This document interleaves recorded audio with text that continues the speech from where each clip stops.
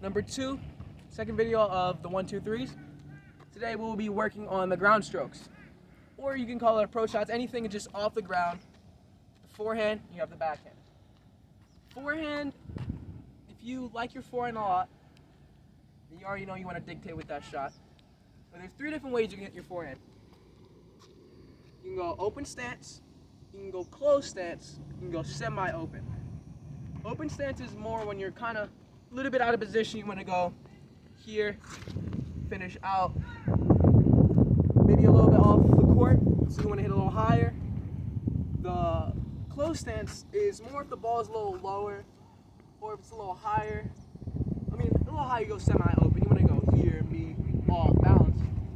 But on the closed stance, it's going to be more lower, because you don't want to really be hitting a short ball off of this. It's kind of like when it's very short and very soft, it's kind of difficult to really get a ball to where you want to hit it off the open stance. Off the closed stance, you get your body weight moving forward, you're going towards the target, wherever you want to hit. And that shot is kind of difficult to hit, but you want to get your hands, very loose hands, underneath the ball, whip the ball, make sure you get a lot of whip, go towards you want to hit it. So always follow the line of where you want to hit the ball. You never want to go, oh, I hit a good approach shot here, out of line, and now I'm recovering here. You can go anywhere.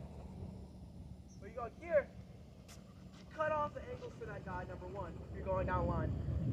It takes shorter to get to that spot.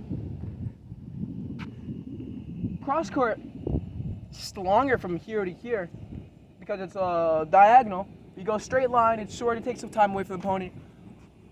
Tennis is all about taking time away from your opponent. You go line, you come in, you're covering this side. As I said before, angle is a tougher shot to hit because it's a longer point. You can go here, you can cut it off, boom. But if it's a line, it's kind of tough for you. It's kind of tough to cut it off. That way, you only have so much court to cover. That's volleys, that's the next video. And then we have the next one, semi-open. This is more going to be inside out, inside in. Inside out, inside in, you want to go here. You always want to follow the path, like I said. You don't want to be hitting inside outs like this, because your body weight's going to be going off the court. You want to be always going towards where you hit the ball. Inside in, you want to go here, boom, into the court, follow the line. And heavy, inside out, inside in can be heavy. Higher, you can go a little flatter. But all these shots are going to be hit with big targets and hitting only as hard as you can control. Not trying to hit out of your socks, not pushing the ball, but only as hard as you can control.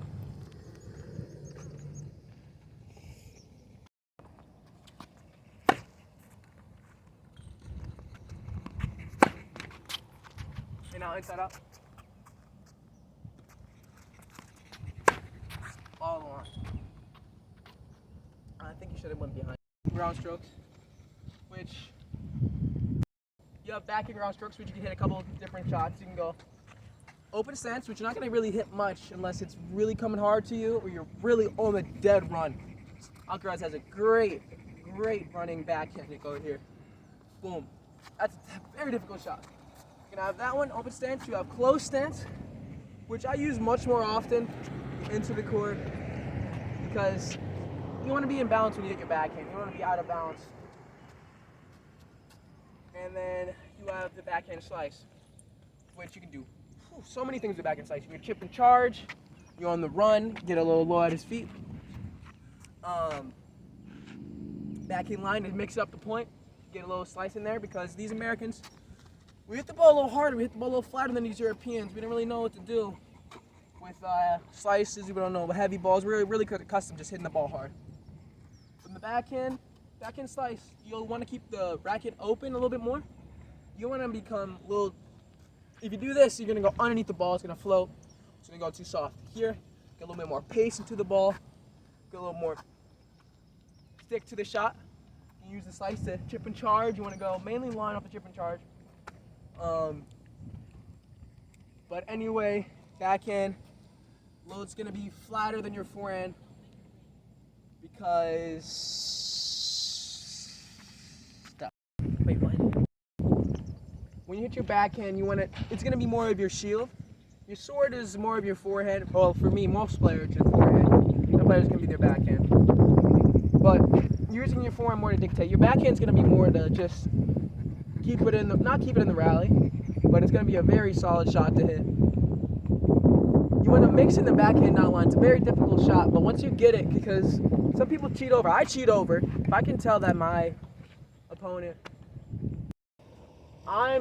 I'll cheat over to the backhand because I know he really can't hit a backhand outline. I'm not in trouble with that shot. So I'll just cheat over and try to dictate with my forehand. Anyway, let's get to these backhands.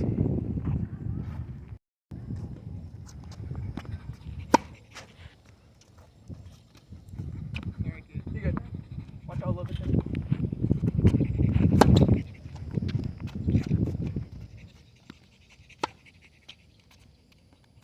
On the slice, you want to bring your back leg through the ball. You want to keep it like, you don't want to do this. You're off balance. You're not going to always have to bring your left leg through the ball. This video, leave a like, leave a comment.